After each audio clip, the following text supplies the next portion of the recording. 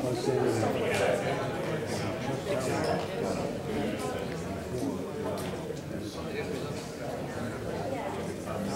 made the time he was training, he said, when I was first,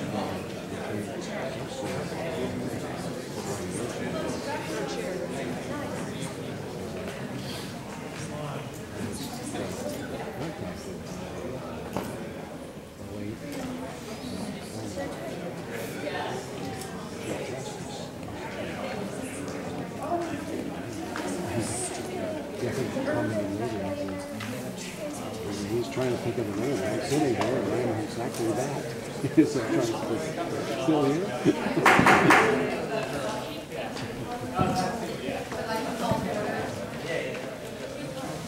The Monday, July 23rd, 2012, Olympia Planning Commission meeting.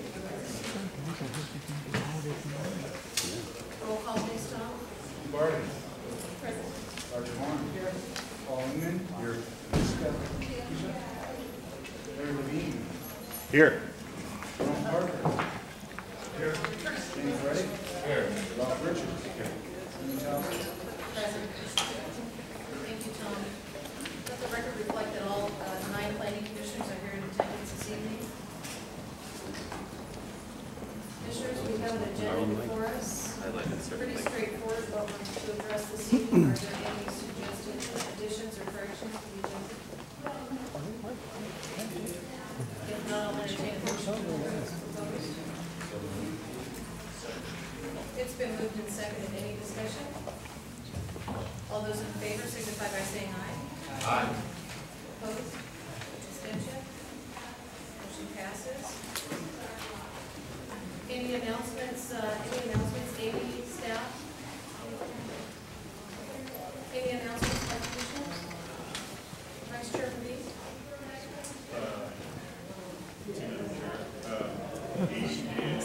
I'm happy to say that a local nonprofit Olympia 6 Weeks campaign and applied for and received a grant. There's a regional grant council to update the grant that you all can read by something good. Nothing I make any money on, but this is a resource to help people who are interested in my community. For those whose jobs are to help people. The mics are not on. You don't have to know about it. This will help so much for learning curve. Yeah, I'm sorry, people are having trouble hearing, so we wait for the mic. Well, we have a green light on our little mic, so. Well, it doesn't work. I can switch into New York mode. That's what Something about I don't know, maybe just try to speak up even if you are like. That I shall. So this is a free resource. If anyone is interested in that, you can see me after the meeting. Our city is also a partner in that, and they have copies as well. Many folks might know that the Canoe Journey is being hosted by the Squaxin Island Tribe this year, and we have a landing at the Port of Olympia on the 29th. And I have information about that here, and that landing and celebration will be something definitely to experience. So rather than take up more of our time, I have information here. Anyone is welcome to check out after that. Thank you. I don't know why the sound isn't working. We certainly have the green light on this microphone. I'm hoping other commissioners are testing it. We'll just do a quick test. Well, there we go. There we go. That must be Ms. Butler at work back there. Thank you, Amy. Thank you, Vice Chair Levine. Any other announcements by commissioners? All right, seeing none, we're going to continue, and essentially we're just going to go right into the public hearing this evening, but we do have on our agenda an item that's entitled Public Communications. If there's anybody that doesn't want to talk about the comprehensive plan this evening, this is an opportunity to do that in our publications. Public communications is a regular part of our agenda. Is there anybody here that isn't here to talk about the comprehensive plan, I should say, because that really is the only topic on our agenda this evening. And I do want to encourage encourage, if you do get a chance to sign up, I do have a couple of the sign-up sheets, and certainly if you wanted to speak after that, and you did get a chance, we'll definitely offer that up as well. They were out in the front hall. I could certainly, when I hand this one, it certainly has plenty of spaces, so we can pass that around. And we'll make sure that we collect them all as we begin the public hearing. Yes.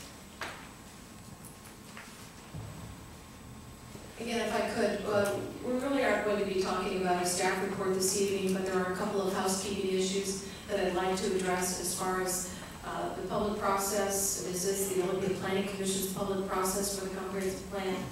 And one of the things is that I'd like to say, certainly this is the beginning of our process, but it's the culmination of over 3.5 years of public process and comment on the update to the comprehensive plan.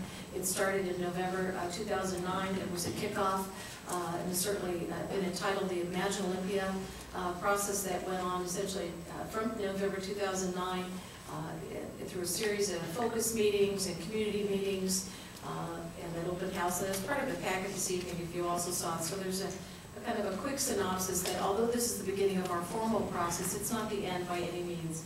Tonight begins the first round of public hearings. We're going to be having an iterative process over the next couple of months with the Planning Commission and the community, and then go into a final public hearing in October. And final deliberation on the comprehensive plan and recommendations to the council really will not occur until November. So we're here for a couple of months with the community, and this part of the process, and hearing from you about how you feel about the update to the comprehensive plan. And I really want to thank you for being here this evening. I do want to let you know that the minutes of tonight's meeting are not going to be typed up verbatim.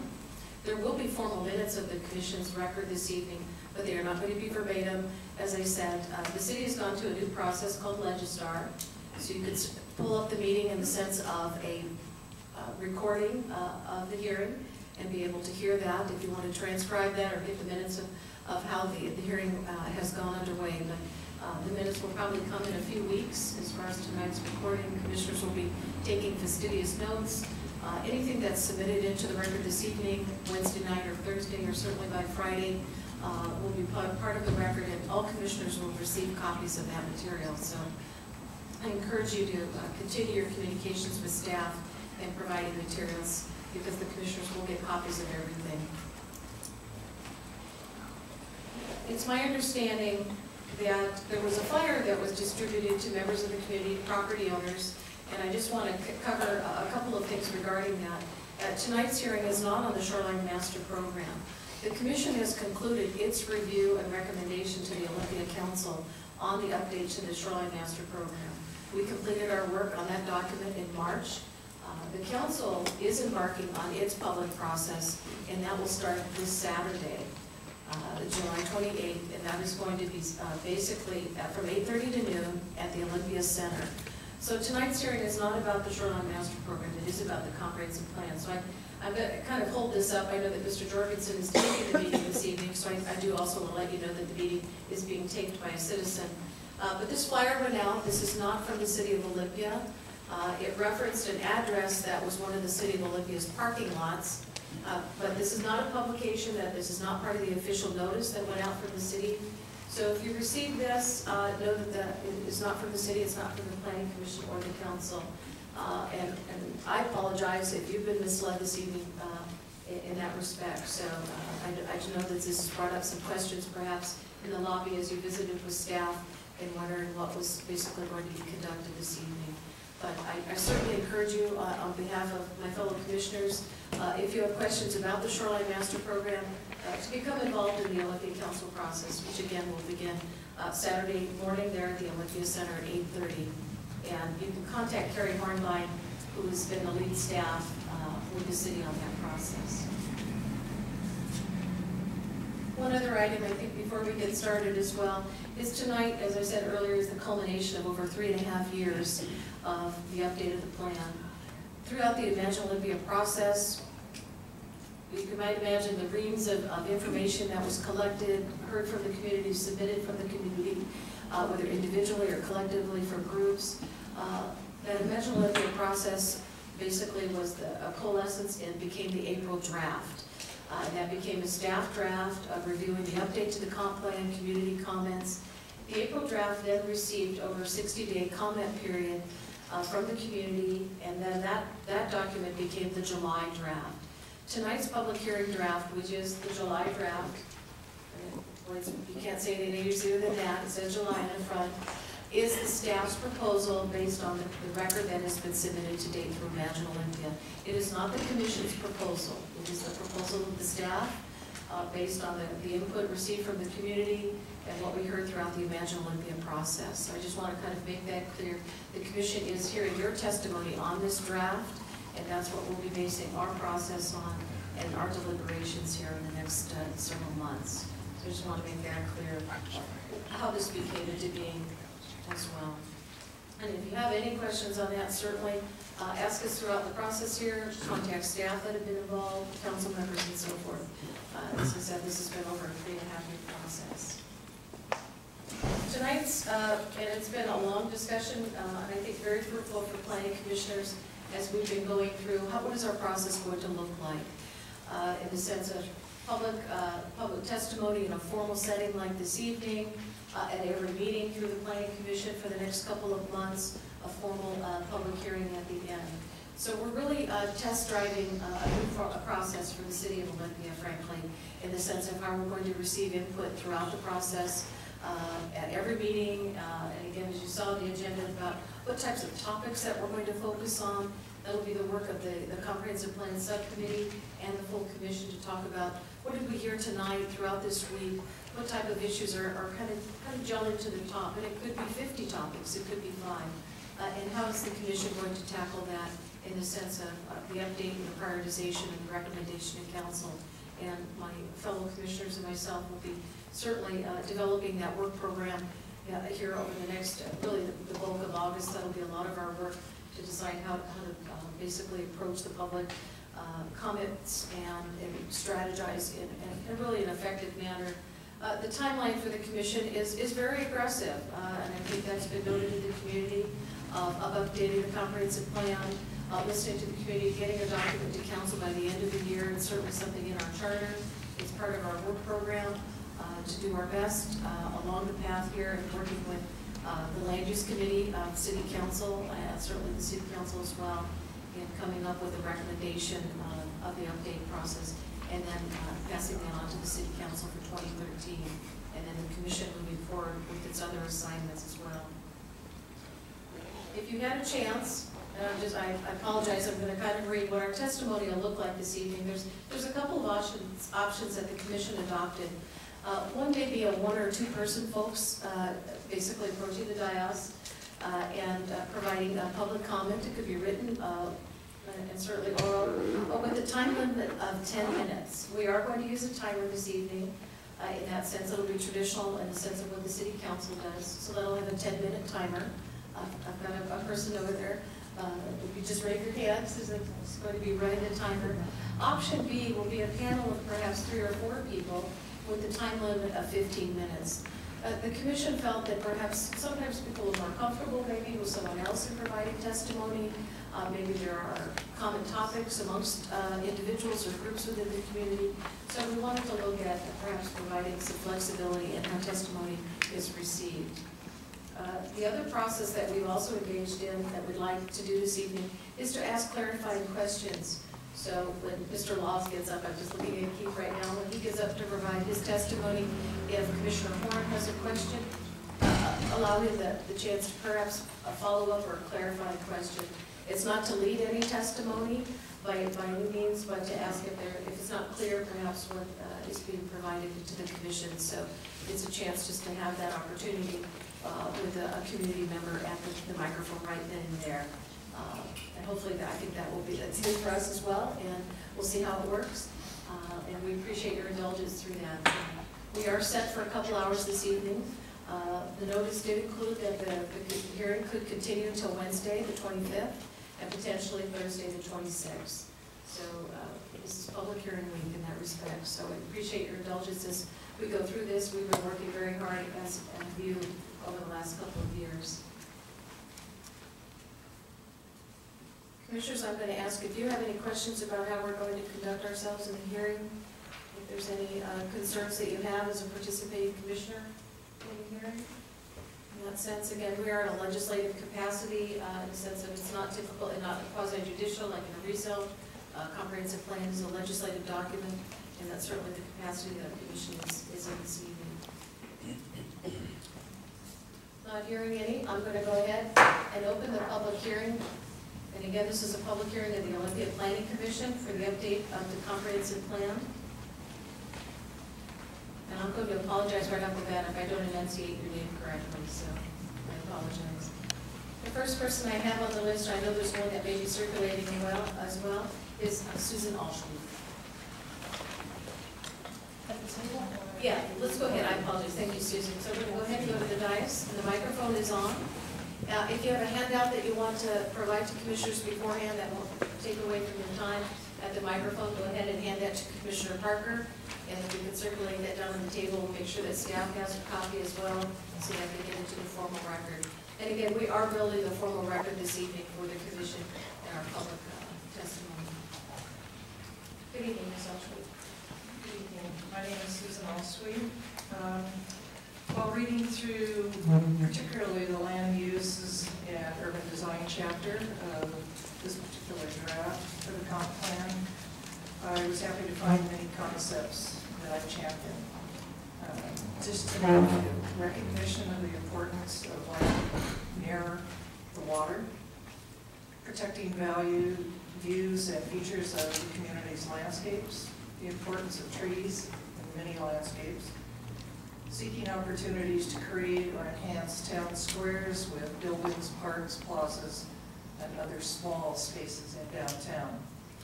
I do feel that to pull all of these ideas together, we need to hire a firm that will work with the community to develop an overarching plan for our downtown. All of our plans for specific spaces or areas of downtown need to be a part of a larger plan. When we've done this, we will know where all of the pieces of this puzzle will fit. A larger plan will save time and money in the long run. It will make it easier to achieve everyone's goal of a downtown being a place where people want to live, work, and play. Thank you, Mrs. Alschwing. The next person on my list is Jean Laws. Okay. I'm going to go ahead and just write no here. It was open, Jean, so no problem. Next person on the list is Steve Hassett. Mr. Hassett.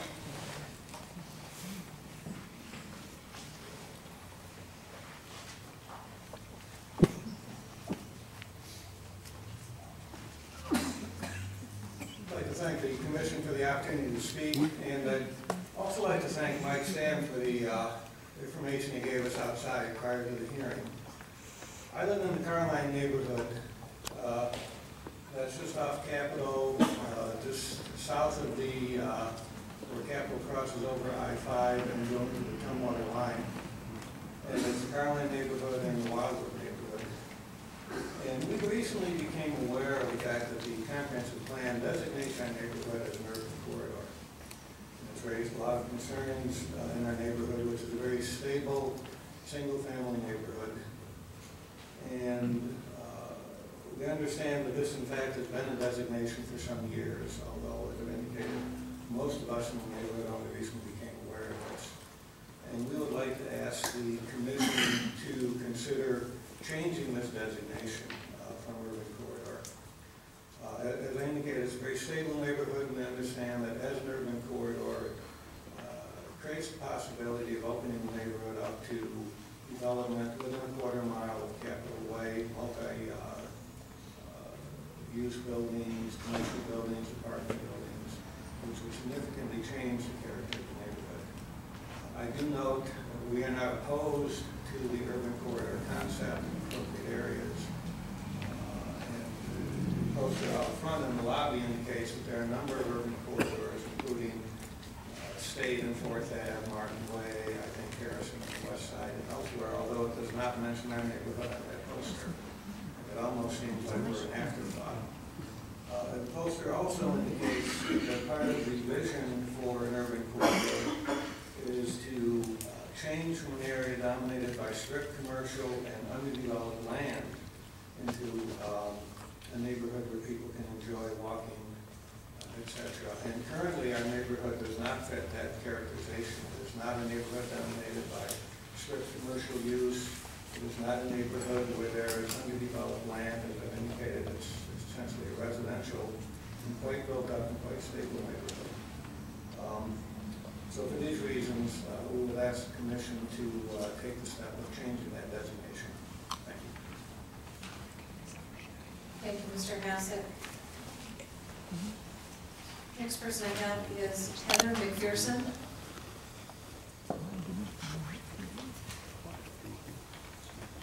Hi, I'd like to thank you all for allowing us to participate. I live in the Governor Stevens neighborhood, which has been designated as an urban corridor, and I have some real concerns. It seems a little conflicting because our neighborhood right now has a healthy, functioning wetland within it that has northwestern salamanders, long-toed salamanders, wood ducks go in there, belted kingfishers, buffleheads use the area, and it's part of it when you look at aerial photos, sort of these little wetland stepping stones that go from Watershed Park all the way over to Capitol Lake. We recently had a fox run down our street. There's deer. Now, there's no endangered species using it, but this is an area that provides a linkage for wildlife within the city limits of Olympia, including western tanagers every spring, out in the trees within the wetland. It's an older neighborhood. All our lots are differently shaped. My setback from the street is maybe 10 feet. So I see everybody walking, rightfully so, out to Capitol Way to walk to work or to take the bus. It's a very walkable neighborhood. I see the people every day. We have older homes that have real character, and it just doesn't fit the concept of an urban corridor. Also, because of the streets, how they're lined up, they're very weirdly shaped, we have a real issue with emergency response vehicles. My daughter has a seizure disorder. Multiple times, they could not find my house, or the fire truck could not make the turn correctly onto my street in order to get an ambulance to help my daughter. I've seen fire trucks stuck on the corner of Marengo and Eskridge numerous times where they actually couldn't make the corner. And so having these weirdly shaped streets and then putting higher density, which would need more emergency response vehicles, seems like it's a real issue, as well as parking. We don't have adequate parking. When I park in my driveway with my Kia minivan, it overhangs onto the sidewalk, so I actually can't even park in my driveway if I don't want to be blocking the sidewalk because of how little setback there is in this eclectic, wonderful little neighborhood that we have. And I'm concerned that if it keeps the designation as an urban corridor, that they're going to change the density designation for housing within the area. So I'd like you to look deeper into the issue of our wonderful little walking friendly, kid friendly neighborhood wildlife corridor. That's what I want it designate as. So thank you. Before you leave, I've neglected in reminding myself of the new process. Commissioners, any questions for Ms. McPherson regarding your testimony? Commissioner Moore? And I'm going to ask the same of Ms. Allsweet and Mr. Hassett as well, so I apologize for the disruption. Commissioner Moore?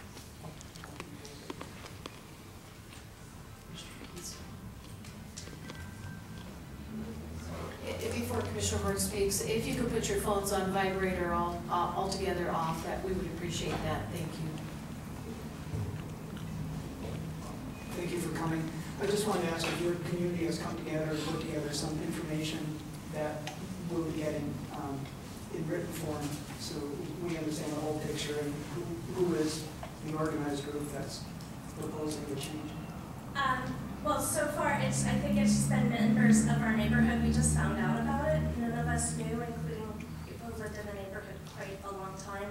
Our neighborhood association let us know about it, but so far we haven't built a larger coalition around this. We're just, I guess, people who live in the neighborhood who are all really concerned. But I think the president of the neighborhood group is going to be speaking. So. Any other questions for Ms. McPherson? Commissioners, did you have any questions for Mr. Hassett?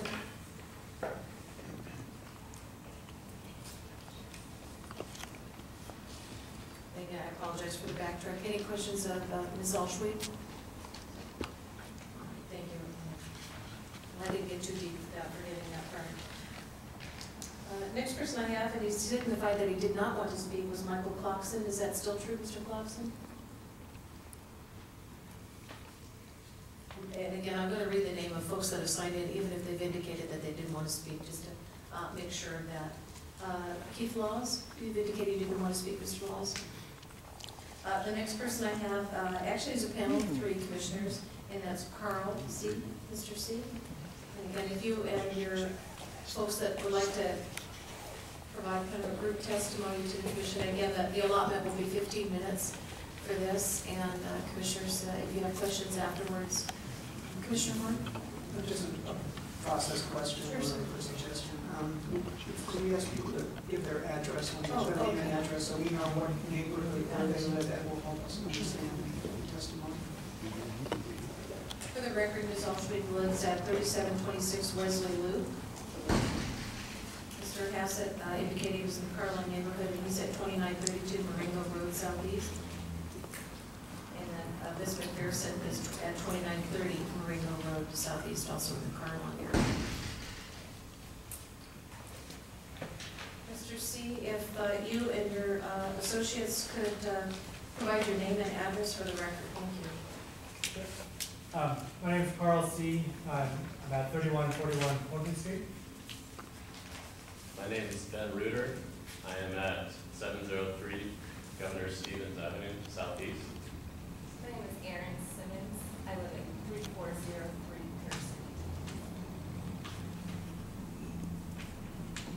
Well, thank you for the opportunity to speak today. We come here, first off, I'm Carl, and I'm president of the Carlisle North Neighborhood Association, and I'm here with Ben Reuter, with the president of the Governor Stevens Neighborhood Association, and Aaron, the president of the As you've heard from other residents of our neighborhood, we come here today to speak to you about the urban corridor proposal and the section. Sorry. Hold up a little bit. Today we're here to address the urban corridor proposal and align the section of the plan and to urge the planning commission to not propose to increase density over the currently zoned 4 to 7 housing units per acre for a healthy historic and residential neighborhoods. I need to make a point too that the Wildwood Association, the representative from Wildwood Association was interested in coming today and did submit a letter to the planning commission, and I have a written copy here as well. So in the April draft, the language in the land use section implied a proposed land use of 15 plus housing units per acre in the neighborhoods of Southeast Olympia, within a quarter mile of the Capitol Boulevard. Thankfully, after receiving input from us and over 30 of our residents, city staff clarified this goal as at least 7 housing units per acre, in accordance with existing urban corridor proposals at the city and regional level. City staff expressed that making further changes would require the support of the planning commission, so we're here tonight to ask for that support. I want to provide some time for questions if you have any for us, and to have Ben and Aaron to share some as well. But I want to go for a few of the key points before passing off to Ben first. Our first point is that this proposal is counter to city and state goals of preserving healthy, historic, residential neighborhoods here in Milwaukee. For example, the Growth Management Act's stated housing goal is to, in part, promote a variety of residential densities and housing types to encourage preservation of existing housing stock.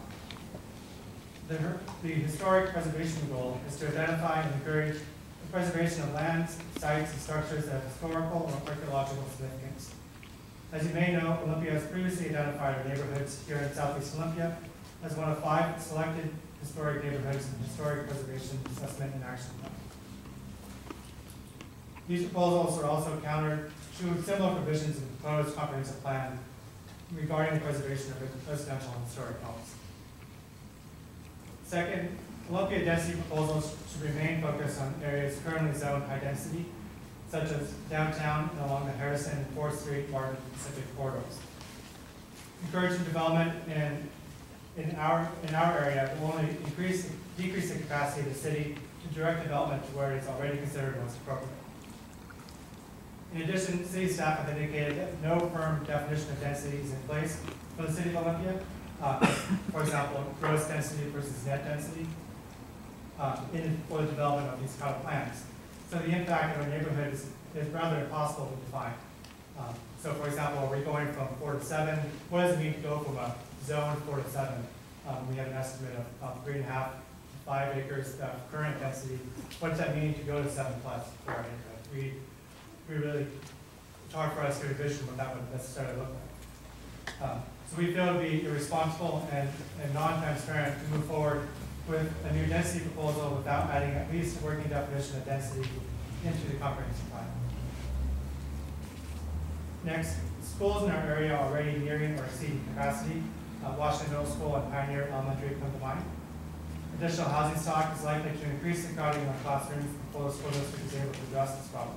And finally, to support density in this area, Olympia should work with Tumwater in developing more appropriate properties. For example, residents in our community have expressed support for increasing residential and commercial density at the Tumwater Safeway Business District. We're exploring that option, and at the brewery locations. So I want to pass off to Ben to maybe a couple other key points and Governor Stevens. So again, my name is Ben Reuter. I am the president of the Governor Stevens Neighborhood Association, which is a wonderful, family-friendly, historic neighborhood association. About 100 homes that border the Carline North Neighborhood Association and the Wildwood Neighborhood Association. Many families seek out these neighborhoods because of the very reasons that they are conveniently located. They have wonderful homes of historic character, and many of the schools and amenities that people like to have are within easy walking distance or driving distance from these neighborhoods. As many of my residents and Governor Stevens have already commented, particularly like Ms. Pearson, the roads in our neighborhood are small. Being a historic neighborhood, it is difficult for emergency response vehicles to navigate these roads. There are already many high schoolers, I should say, that try to speed through our neighborhood to avoid certain stoplights. And so, for one point, the transportation or the roads and infrastructure that would have to be improved if this were to be considered an urban corridor would be very challenging and detrimental to our neighborhood. Furthermore, just as far as the historic nature of our neighborhood, we are, I would say, one of the most historic neighborhoods in the city. The late Roger Easton was able to come and speak to our group a couple years ago. He was very excited about the possibility of having more of our homes added to the historic register. And it would be a shame to have a number of our homes changed or altered for the sake of improving the number of people that live in a neighborhood. Many families have been moving to our neighborhood. There have been many people that have lived in the neighborhood for decades, and new young families are moving in all the time for the reasons that they can walk to school, that they can walk to the grocery store. We are a very healthy neighborhood. And it would be a shame to alter the quality and character of our neighborhood just so that people can get on the bus and just so that people can live more densely in one spot. So, thank you.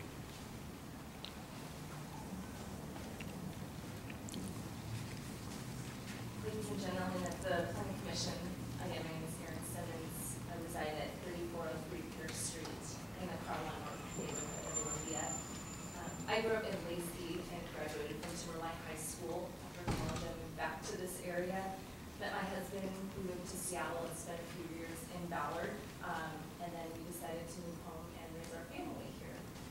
We rented an apartment and bought our first home both in the Carlisle North area because we were so drawn to that neighborhood.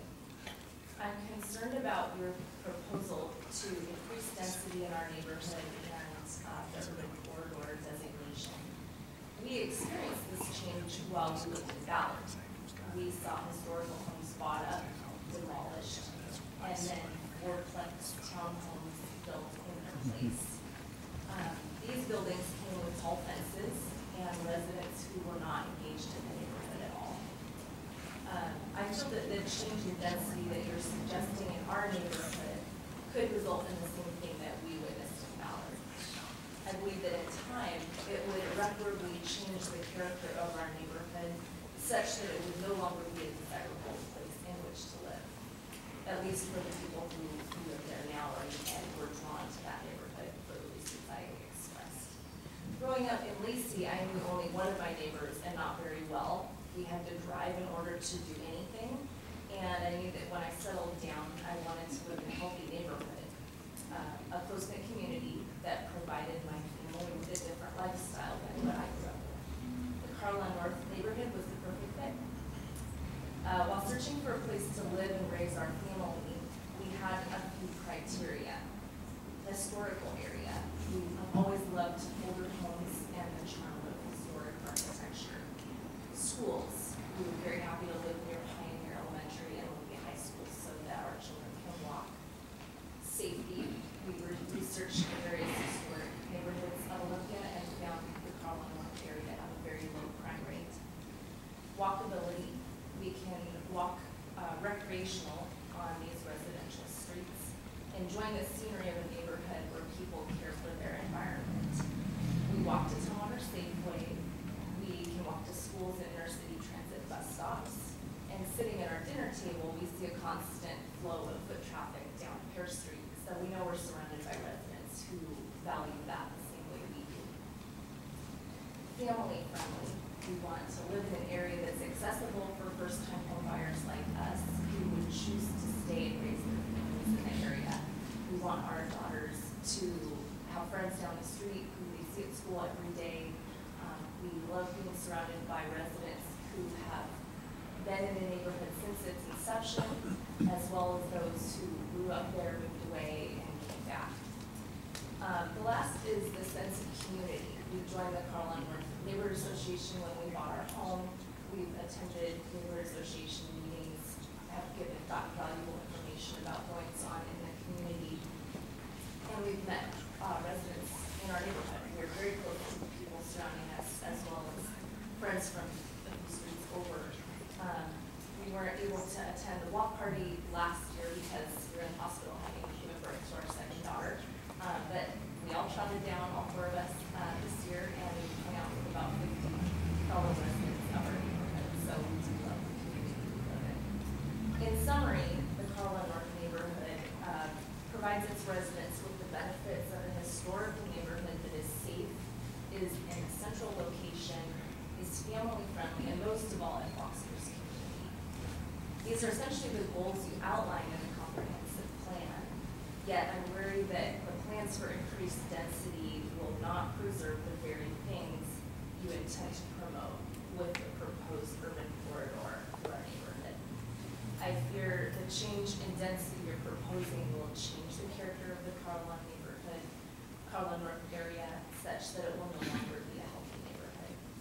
I respectfully ask that you maintain the density of our area at its current status of 4 to 7 homes per acre, and hopefully you're able to remove us from being designated an urban corridor. Thank you for considering my testimony today when making your final recommendation to the local city council. Thank you, Ms. Simmons. Commissioners, any questions of the panel? Commissioner Moore. Please, okay to ask staff a question. Yes. With the conversation. I was wondering if staff could tell us where the urban corridor, the termini of the urban corridor is, so we can understand what area we're talking about. Mr. Stam is going to step up to the microphone. Thank you, Heather.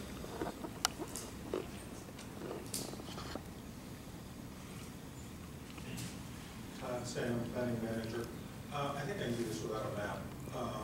The urban corridors, formerly called the high-density corridors, are a joint agreement of urban corridors, are from a regional transportation plan of the 3 cities and the county.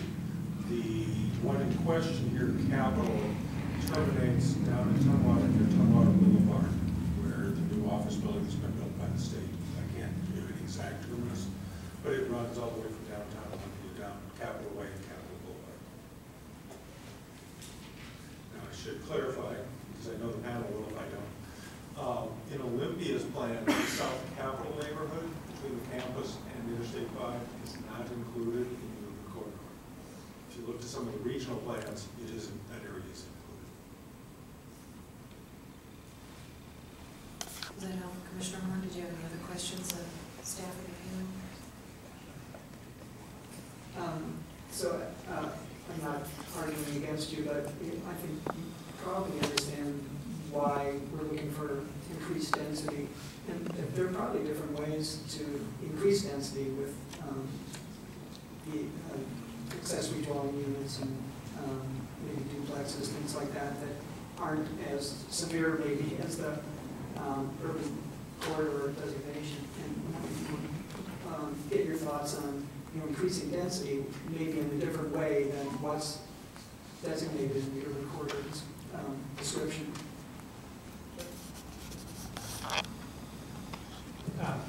Yes. Right now we understand there are, well, we do understand there are many ways to go about increasing density. And our comments are not meant to say we're against the strategy of urban corridors in our region. It's more about the appropriateness of the density that's proposed because of that designation in our area.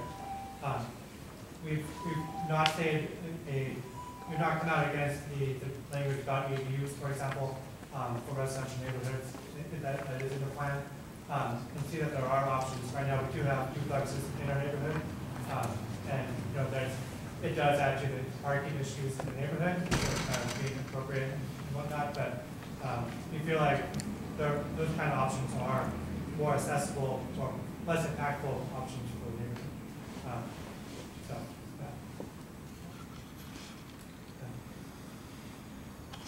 Yeah, the accessory dwelling units, we certainly understand there are some in our neighborhood. I think we're mainly concerned also about potential change in zoning that could come with this designation of an urban corridor. As of right now, we were able to talk to the staffers to get it down to 7+ units per acre. I think we're very concerned though with the plus part and what that might mean to a home out on Capitol Way in one of the streets in our neighborhood that some developer buys up, and if they have the opportunity or potential to build something bigger, it's just not going to be, we find, of any benefit to our neighborhood. We're just concerned about that. So from a zoning standpoint, we're hoping that that can be avoided as well. I may add one point. It is a consideration that we looked at in other parts of the city also. So these are concerns that we're raising for our neighborhood, but it is a question, it can be looked at as a question of policy.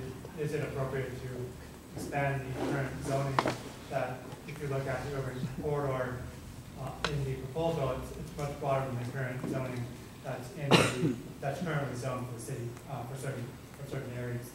So we definitely feel strongly that our neighborhoods have some uniquely historic and values that we want to preserve, but without knowing everything about every neighborhood in the city, it does seem that it's something the commission, the city council to look at for, is it appropriate to be expanding these urban high-density areas in other parts of the city? Any other questions, Commissioner Horn? Any other questions, commissioners of the panel? Clarifying questions? Commissioner Richards. I had a question for Todd. I think there seems to be different information out there about the history of that, of the HTC in that area. Can you give the history of that? When was it first designated that? Because this isn't a new proposal. This is not a new proposal. I can't give you an exacting history. If the commission requests details, we'll of course provide it to you. The concept flows out of the regional transportation plan of, I believe, 1993, which then some of the major concepts of that were incorporated into the local comprehensive plans, including our comprehensive plan in 1993. One of the issues that's been raised is, in general, there haven't been, in this particular occasion, a lot of efforts to implement that element of the plan, but it's been laying for 18 years at least, a little longer in other places. Thanks. Any other questions, commissioners of the panel? Oh, I'm sorry, Commissioner Burke. I have a question for policy. Let's get you on the mic. That's all right. Pass the mic. I wondered if you could speak. I wondered if you could speak a little bit more about visualizing. You said that you were having trouble really imagining what the density would look like, the difference between 4, 7 plus, and 15. I don't know if you want to elaborate anymore. Sure. I appreciate the maps, the photos that the council staff put up outside the lobby area. I think part of the issue comes back to we asked staff what the current density in our neighborhood is. We know it's zoned 4 to 7, but when we walk around our neighborhoods, what is it that we're seeing as far as density goes? We got back and answer it says that we can give you a rough estimate that maybe it's 3.5, maybe it's 5 units right now, but it partly depends on how density is being defined in the city for what. Well, probably define how density is being defined. Are we including streets and parks and other greenbelt areas in the definition of density, or is density just in terms of the housing stock itself? So I guess we're seeing two different densities when we walk around our neighborhood. But what is the plan proposing? When it says 7 plus, is that inclusive of the parks and greenbelt areas and streets, or is it just for the housing stock? So that's where I'm getting at, and I can't really visualize what it is because there's not a clear definition for what that means in the plan, and it would be helpful for residents to be able to have at least a working definition. Things can change, I understand. At least a working definition of the plan for what the intent is. Thank you for the clarification. Any other questions? Thank you very much for your testimony, and thank you for your letters.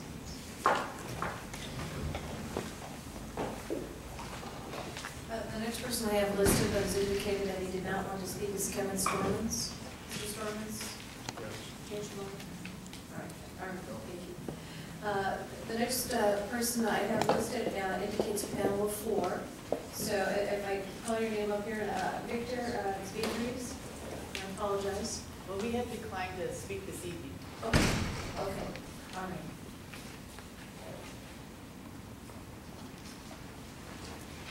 The next person on my list is Lee Harrison. Lee Harrison. Perhaps Ms. Harrison has just stepped away and will return here. So the next person that is indicated to speak is Michael Doletsky. Michael? Could that be Doherty? It probably could be Doherty. Thank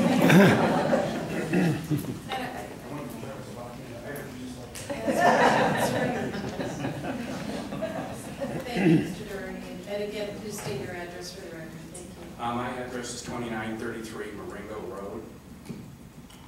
It might start to sound like we have a little forum on the corner, and I guess we do. I've been living in the neighborhood since December 3rd, 1980. I am the second owner of the house that was built in 1939. The character of the neighborhood and the type of architecture and history that we have in that neighborhood is quite lengthy and goes all the way back to Hazard Stevens, who owned the property that was then turned into our neighborhood. The farmhouse, which is on the corner of Carline, was the Hazard Stevens house. It was a working dairy for many, many years. If you dig deep enough in your yard, you sometimes found cow bones still lurking underneath the surface of the soil.